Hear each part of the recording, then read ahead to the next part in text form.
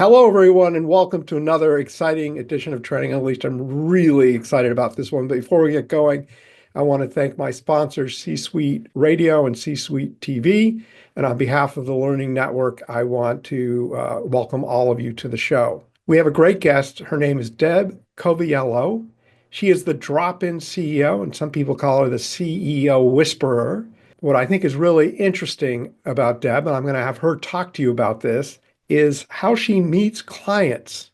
And she said something interesting to me. She says, the way I normally meet clients is because there's a crisis. And I'd like to hear more about that.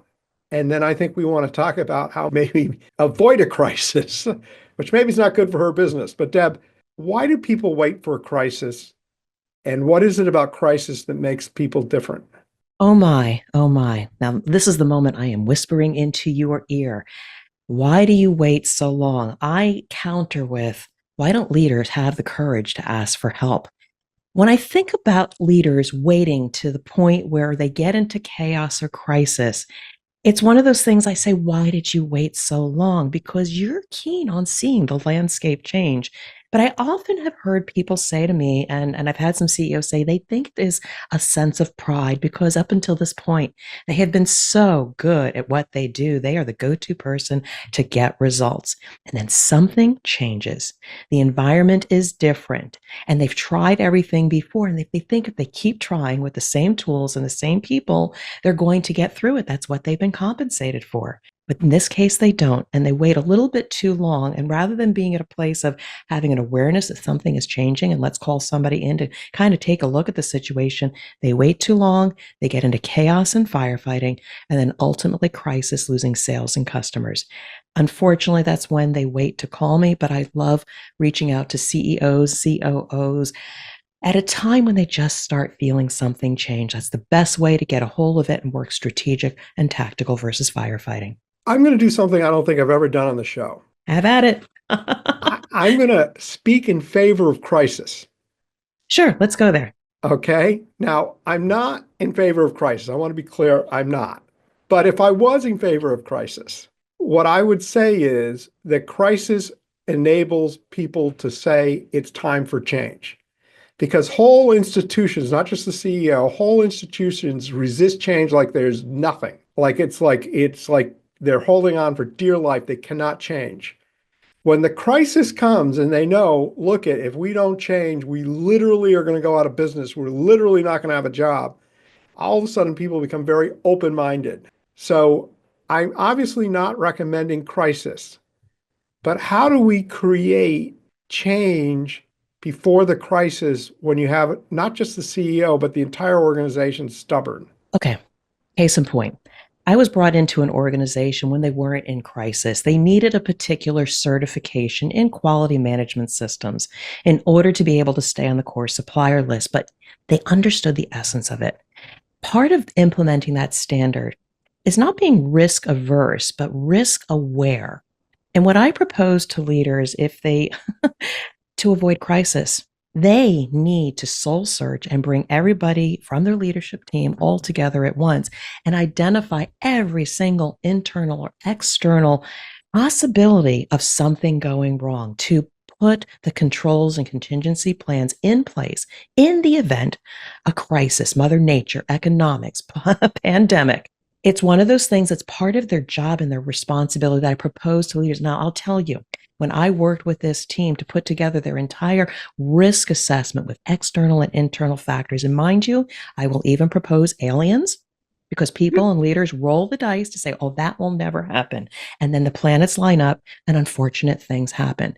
At least the leadership should put such a system in place so that we can start systematically prioritizing what will we work on first, second, and third. And ultimately, they have been aware and avoided a lot more risk. I will tell you, case in point, when that auditor came in to assess that part of the standard, they said it was an absolute best practice the way we had done it. And that organization continues to reevaluate their risks, and they are growing by leaps and bounds. And I'm so pleased that they're still my client. So what I think I'm hearing you say is that they put in the triggers or the KPIs to notice when something was early. It's like the detection stuff that they have for earthquakes to know in advance before the earthquake happens. Is that what you're talking about? That could be a solution. Now, sometimes maybe you can't predict something, but do you have the contingency plan, like an outage, lights out, loss of generator, what have you, to be able to immediately respond? That's part one. But you bring up a very interesting point. So many leaders look at lagging indicators. Well, what's the possibility that we're going to actually have that? We haven't had such an issue probably in 25 years. So they roll the dice and say they lean on lagging indicators. Well, if nothing's happened so far, why should we invest? That is poorly disciplined leadership. They should be thinking about leading indicators, which I talk about that. What are the leading indicators of potentially a crisis? And based on those measurements about look around the US, how often might they have an earthquake in New Jersey? They don't often, but then what do we need to prepare in the event that something like that happens? So leaders that just seek results look at the lagging indicators and make poor business decisions. Leaders that look at the leading indicators to predict, detect, like you said, are the ones that are going to be ahead of it and not be the ones on the news. Yeah, I like that. Thank you. I appreciate that because I have been around so many leaders, whether I was within corporate or in my own business, and I see the same pattern over and over again. So I'm hoping we are reaching their ears. When you work with leaders, what are the things that you typically find, and let's just refer to today, in a pretty changing environment, that have them the most worried and the most nervous? Yeah, thank you. And forgive the pause. We can always edit that out. I mean, it's one of those things like I was just talking about that, oh, yeah, here it is. Trust but verify. So, in these growing organizations, I deal with a lot of medium sized companies, 25 to 100 people. We grew up with the population. We trust each other. We have each other's back. And so we know that things are getting done. But here's the beauty of, or the bad part, as these companies grow and we hire more talent because we're highly successful, we're getting more business. And we start trusting our people because we hire talent to get the work done. Unfortunately, unless leaders take the time to assure that those systems are tested, that they are working when they least expect it, it's going to bite them. And in one particular story, they had hired a quality leader to replace me. And they said, trust me, we're going to be able to pass that audit. Well, the audit came and they were completely unprepared. And unfortunately, that leader did know the level of preparedness, but they were not articulating to the upper leadership. And that upper leadership simply trusted. Unfortunately, during that situation, they let the person go and they had to bring me in to fix the mess and get them on a path back to maintaining their certification. Trust, but verify the resources and the systems are working. It's interesting you say this because, and I'm going to abbreviate the story, but I, on a plane, met a ex-CEO, one of the largest banks in the country. And I asked him, how in the world can you be on top of such a large business? There's so many moving pieces. And you know what he said to me was trust but verify.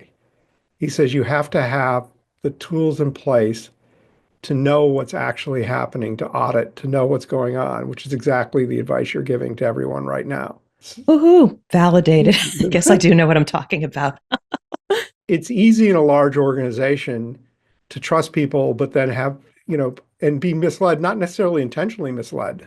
Yeah, I mean, I agree with that. And even the best standards, the best systems, sometimes you can have an external auditor come in and check the box. You get your score. Thank you very much. We can maintain our certificate and tell our customers we're still good.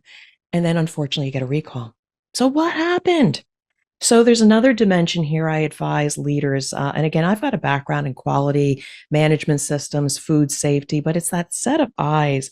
It's that lens, regardless. It could be safety issues. It could be operational efficiency. You can follow processes A to Z and say, yep, they're in compliance. And yes, it's effective. And you can say you're good. And well, I say there's a third dimension. The third dimension is observe the process or systems at a non-standard time, or don't follow it A to Z, but go from F to A to Q, etc. Or just stand in one place and let the world move around you. And you actually get to see how the process operates that are not documented, unaccounted for. And in one particular situation, we thought we had a great food safety system. We wound up with a recall. And in that situation, it was a person on a separate shift going across the different areas of the plant that was unaccounted for, and in that process caused a contamination that we were unprepared for. Now we responded, we were responsible, nobody was hurt. Customers were mad, but we contained. But the fact is that you need to even go to a deeper level of trust and verify and look at things completely differently. Maybe bring in a drop-in CEO to have an external perspective. Yeah. Well, I think that's an excellent point because I do think that people get into the habit of tunnel vision. They're so used to what they see. They don't realize the world around them. There are new ideas, new innovations, new ways, new thoughts, new processes, new practices. And a leader has to have that awareness, that feeling in their stomach that something's not right, but I can't put my finger on it. And it's not up to them to have to know exactly what's not right. But like I say, have the courage to just get an external perspective. We hire great people to do great jobs, and everybody is trying to do the best. But I would suggest periodically getting an external eyes. I mean, even on my business. My business is called Illumination Partners. I am branded the drop-in CEO. But even I know something was not quite right with my business. And I brought in a branding expert to say, Deb, you need to alter your messaging and you're not broken. My sales process needed to be improved. And oh my, 3 months in, it is improving. And then a holistic sales and marketing strategy to even know if what I'm doing is having an impact. I at least knew I needed an external perspective to either validate what I knew or what I didn't know. And so again, that's my message to leaders. Even if you think everything's buttoned up and you've got the audit systems, have an external perspective, get an audit, get an assessment to be sure so you can sleep at night. I love what you're saying because everybody has to sharpen their saw. Everyone has to get better. And you're taking your own medicine. And a lot of times, the sickest person is the doctor who doesn't follow their own advice. So I love the fact that you're sharpening your own saw. Now, I know you wrote a book called The CEO Compass, and I know it just came out in audio because I'm an audiobook fanatic. So I'm very excited it's an audiobook. Tell us about the inspiration of the book and if somebody got the book, what they would learn. So the CEO's compass was not always a compass. It was a quality presentation I gave at a world conference about what am I seeing that is different and needed whenever you want to implement a change or are things changing and you can't get a hold of things. And it used to be my 7-point assessment or something like that.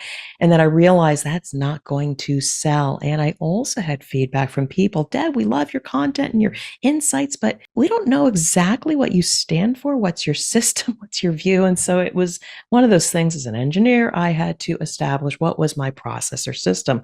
It was interesting was it started coming to me, and this is the title of my second book that's coming. Stop chasing results, start pursuing peace of mind. Peace of mind was ultimately what leaders need to achieve. And that's true north on the compass. And what I found were typical compass points of like people, process, and tools or platforms. But I realized there were so many missing things whenever I was in corporate and I dropped into a company that we acquired. Leadership would just say, let's just get them on our ERP system so we can start selling the new portfolio. And they crashed and burned. When I spent a little bit of time with the people, getting to know their gifts, their culture, their intellectual property, what made them special, and how best to integrate them, only did we succeed in being able to do that without disruption of service. So I realized there were some gaps that leaders had, they were blinders on. And so I created the 7 compass points. Choose your own adventure. Not broken, but if you're off on purpose or off on performance of your people or the past, which is understanding the culture, or the pride of the people and their intellectual property. The sum total of those compass points, you might have to fix only 1 or 2 to bring you back to true north and get you back on track. I had to write the book. It is meant for C-suite leaders as my voice whispering in their ear. You can do it yourself or give me a call. Or both. Yes. I love talking. I love listening. I love engaging with people. Again, my motto this year in 2025, I'm dating it, is connecting with humanity. If I can connect with you, we can talk about we can talk about curling, which is something I do, or whatever you want. I just want to build these relationships. And you never know, down the road, maybe I can be their compass. But yes, love to talk to people. Let me take a moment and talk to you about something really big happening at the Learning Network. A lot of people think extended reality, like virtual reality, augmented reality, 360, etc., is about tomorrow. We're not there yet. We're not ready. Let me tell you, the Learning Network is ready today. We are doing incredible things.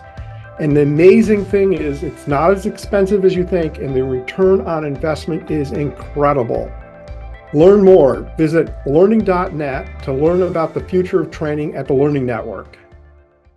So I like the term comfort.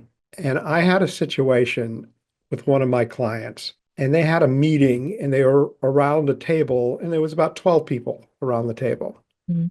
And the CEO makes a very simple statement and says, if everything goes according to plan, we're going to need a much bigger table. Now, that just meant that they were going to be more people, right? Because if things go according to plan, their business was going to grow and they would need a bigger table. I listened to that, and what I heard was things are going well, things are growing, we're going to become a bigger and better company. You're shaking your head, and I'm saying that because the people listening aren't seeing your head shake, only the people on either a YouTube channel or on C-Suite TV. Why are you shaking your head? I haven't even gotten to the question yet. Language is powerful. And I picked up in that statement, I don't know if it was actually what was said or whatever, it said, if everything happens as expected, we're going to need a bigger table. Yes, there is a positive spin of hope that things are going to be good and we're going to grow. But I heard the word if, and that's a level of uncertainty, either uncertainty or confidence on the leader, or are there things we have not shored up to heighten the confidence from the word if to when? So interesting to say that, because I'm not sure if I didn't take the liberty and add the if. Okay. But the comment, for different reasons, wasn't as well received with everybody. Okay. And wasn't received well was they liked the small company. They liked the small group. And they all got along. And they thought, well, more people coming in would disrupt the group, disrupt the chemistry, and change our culture. And in theory, your point is that could cause the company not to be successful. It also could cause the company to become more official, more systemized, and all those type of things. And I guess the question I have is, when you change things in companies, you make people uncomfortable. How do you get or embrace the entire company to embrace the change that's ahead? Hence why I wrote the CEO's compass, those two missing compass points, past and pride. So when you talk about the word change, change gives people the heebie-jeebies. Yeah, Oh oh yeah. my, what's going to change? Now, before I go into past and pride, why those are the missing pieces, when you communicate that things are going to grow or change, that's why you create the angst. Now, I know that in order to move people forward, they need respect and trust. And what I have found, and this is how I was able to integrate organizations, or I've even helped close down plants, but we do it in a way that celebrates people's gifts and their heritage and what they bring. So by the time we have to exit them at the end, after we've moved the assets, the intellectual property, maybe a new plant, they feel respected, they were heard, and they were taken care of. So I like to use the word evolve, because what that means instead is we look at the culture that we had when we were small and we had a small table. And what do we want to preserve? What is our vision, our mission, and our decision logic? What are our core values and non-negotiables? And celebrate what was great. And then as we educate and continue to maintain and teach the new people we bring into the organization, what made us great before, again, capturing the intellectual property, training videos, internal podcasts, capturing the leadership then, some of our senior people that may retire, but let's capture their knowledge so they can leave their legacy when people feel like they've left their legacy, or the leader has a vehicle to maintain that connectivity and communication, again, through webinars, through videos. You can evolve the culture, celebrate what was great, and have that continuity into the future. People will be less anxious if you maintain the communication, they understand our origins and our purpose and where we're going. When as you grow too fast, they're thinking the dollars, top line, bottom line, etc. And we forget about the people. When leaders forget about the people, they no longer have your back and get you through some of the crises that may happen as you grow. So you need to evolve people, bring them along, and be able to maintain a communication scheme. I talk about internal podcasting as a way to maintain legacy and connectivity with your people. What do you mean by internal podcasting? Yeah. So, you and I are podcasting now. We are creating value. We are creating a legacy of content for whoever is here to listen. But what I mean by that, and I've seen this as companies grow, the communication channels break down. They will put out a PowerPoint or Google Sheets or whatever it is and cascade it down the hill, hoping that each rank and file leader will cascade the message. And then you wind up with telephone and people either don't get the message. The problem also with that is we say, well, we communicated. We hired a big company to have that communication. Worst thing that could happen when you have spouses go into a remodeling situation in your house, you can communicate when the contractors are coming, and then you leave the spouses in the house when the contractors are there and they're completely disrupted because they didn't understand what exactly was going to be the impact on their work so they could better prepare for it. So I talk about to leaders not about two-way communication, but two-way understanding. And internal podcasting is a way to communicate the message from the C-suite leader all the way down to the rank and file in a way that says, here's what's changing, why it's changing, and what the impact is. And people can play this over and over again. I have been proposing that to leaders as another way for legacy and communication during change. I love that. On that note, Deb, I know our listeners have been very much enjoying what you've had to say. And I think people would love to know more about you and your company and who you work with and what kind of clients you like, what kind of clients you don't like, and what you do. So thank you for that. So if anybody wants to learn more about myself and my services, please go to my website, dropinceo.com. I will give you a complimentary 30-minute conversation, again, just to get to know each other, maybe shine a light on your situation. I just want to talk to people. Those people are typically CEOs, general managers, COOs, vice president of operations or quality. You are usually going through some kind of change. You're starting to feel aware, and usually in a manufacturing environment, in a medium-sized company, 50 to 200 people, something's changing, and you have to have the awareness to say, I think I need an external perspective. But anywhere from just whispering in your ear and providing you guided support to full immersion in your organization as a fractional leader, that's here. What I am here to do is a quality operational leader or just leadership development and coaching. I just want to point out from the beginning of the show, reach out early, not late. And can we get your URL one more time? Yeah. You can get a hold of me at dropinceo.com, dropinceo.com.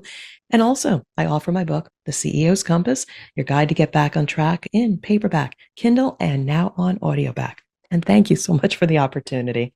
Yeah, great. Please tell us more, though, about someone interrupted you about you were about to say something. I cannot remember what it is, but I just know this conversation has been fantastic. And again, any C-suite leader out there, I just want to have a conversation. Trust me, I am a deep listener.